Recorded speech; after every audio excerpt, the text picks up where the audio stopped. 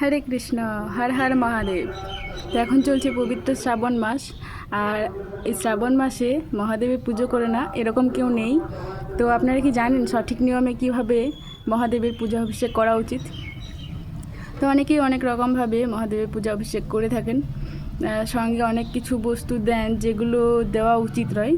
শাস্ত্রে যেগুলো রয়েছে সেগুলো দিয়েই মহাদেবের পুজো করা উচিত।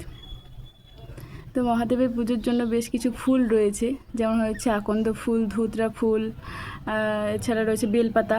তো এগুলো দিয়ে আপনারা মহাদেবের পূজা অভিষেক করতে পারেন। এছাড়া অভিষেকের দিন অনেকেই কি করে, পূর্ণ দিবস উপবাস করে থাকে। অনেকেই অভিষেকের পর অনিকল্প প্রসাদ গ্রহণ করে, আবার অনেকেই আছেন যারা ভগবানের মহাপ্রসাদ অর্থাৎ অন্নপ্রসাদ গ্রহণ করেন। তো আপনারা কি করবেন, আপনারা আপনার সুবিধা মতো যে কোনো একটা করতে পারেন।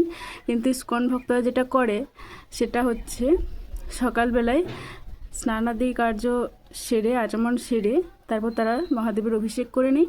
তারপর তারা ভগবানকে যেই প্রসাদ নিবেদন করে, পরবর্তীতে সেটা মহাদেবকে নিবেদন করে, তারপর তা গ্রহণ করে। এইভাবে আপনারা মহাদেবের পূজা অভিষেক করতে পারেন।